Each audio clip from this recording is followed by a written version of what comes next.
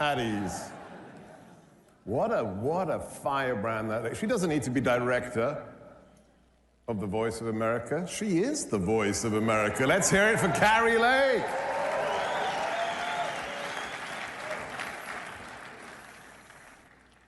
I'm going to do something dangerous right now. I'm going to rely on technology. What did she say at the end about the one thing she disagrees with the president about?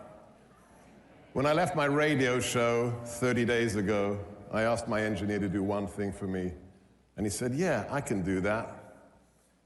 Do you want to hear my ringtone on my phone? We're going to win so much, you may even get tired of winning. And you say, please, it's too much winning. We can't take it anymore. Mr. President, it's too much. And I'll say, no, it isn't. We have to keep winning. That's my ringtone.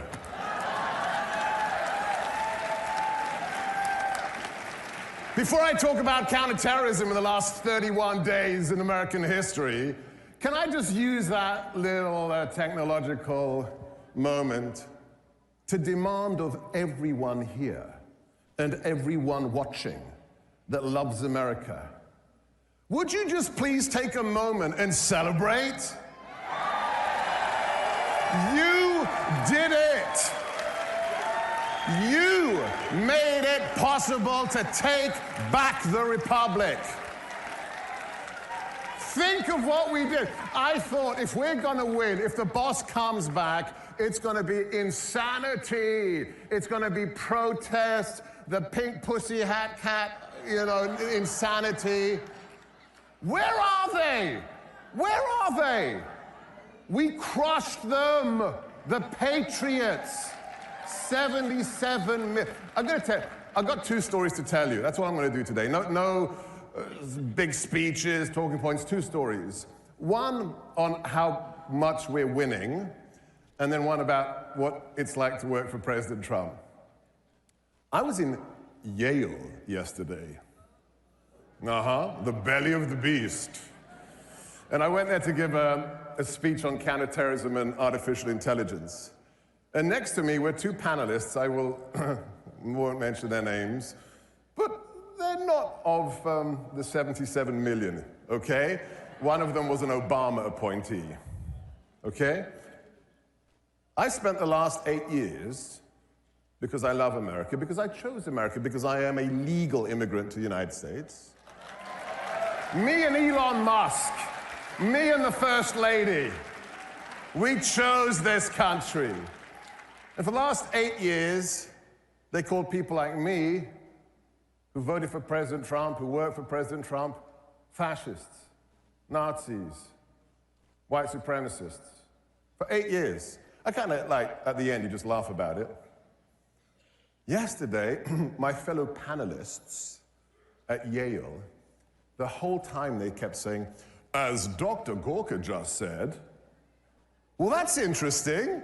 I went from being a Nazi to being Dr. Gorka, and as he just said, they've surrendered because we won so bigly.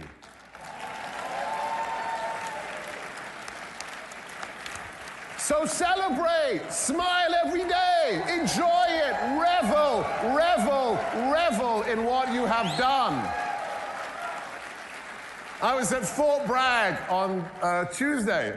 This time is just like, I think I've been at work for about 3 years already. And I was at Fort Bragg. And indeed. And I was there to see our operators and the commander of Joint Special Operations Command. And the naval officer who was looking after me, I asked him, so when are we renaming the base? Because Pete, Secretary Hegseth. And he showed me his phone.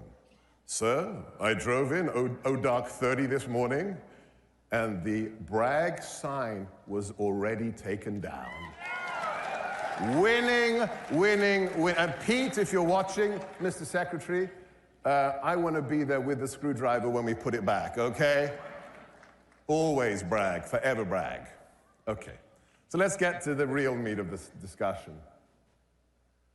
Wherever I go, I do a lot of public speaking, at least I used to, before I'm in a skiff for 12 hours a day working for the greatest national security advisor ever. Another Green Beret, oh my gosh, how cool is that? Mike Waltz is the first Congressman Green Beret national security advisor.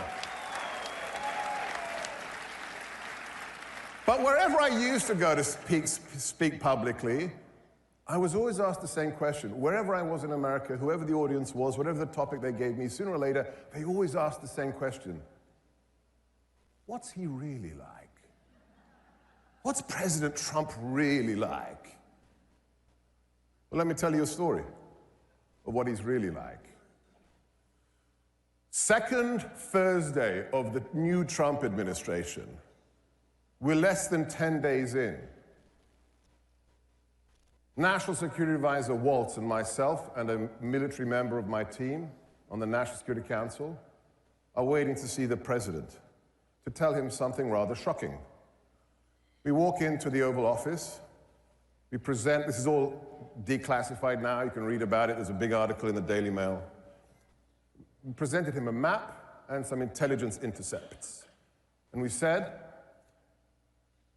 Mr. President, there is an ISIS terrorist enclave, a cave complex in northern Somalia, which our government has been surveilling for more than a year and a half. And the president looked at me and Mike and said, what do you mean? We've been watching jihadis. And Mike said, well, yes, the former administration and Joe Biden didn't want to kill them. President Trump looks up from the Resolute desk and said, kill them.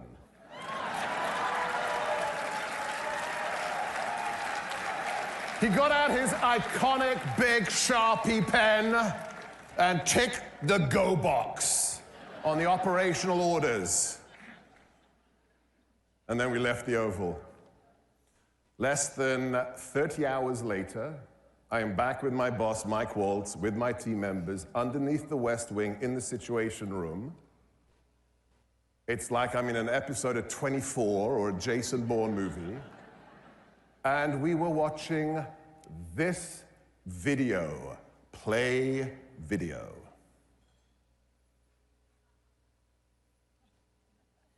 Now this was classified as I was watching it at the highest level. That is a leader of ISIS, responsible for training, recruiting, financing, and deploying jihadis across the world to kill Americans and our friends and allies. Hiding out in a massive cave complex in northern Somalia.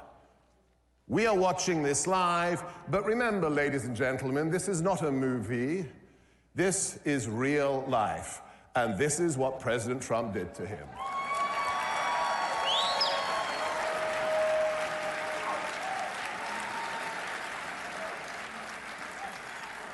My incredible team member had this declassified within 4 hours, after which President Trump put a social media post up that I would like to read to you.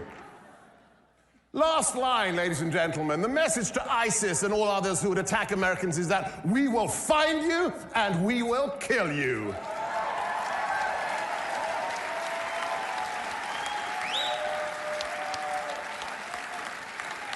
For 4 years, we placated our enemies. We gave billions of dollars to Iran. We opened our borders to anyone who wanted to come in and kill Americans. 100,000 fentanyl deaths in 1 year. In the last 30 days, we have designated the cartels as terrorists, and we have unleashed the hammers of hell on ISIS.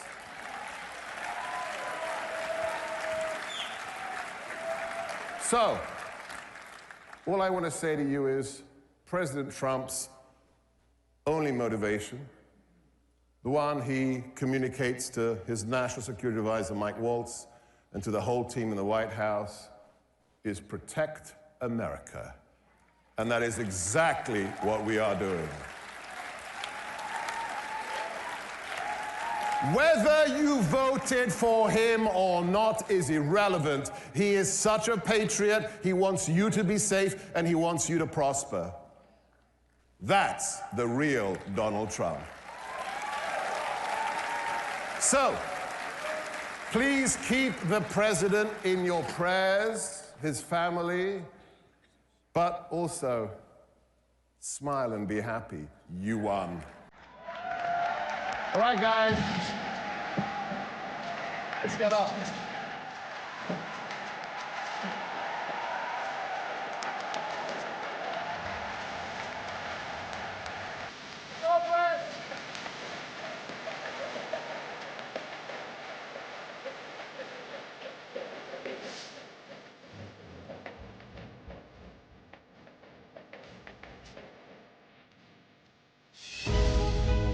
We have been lied to. We have been deceived.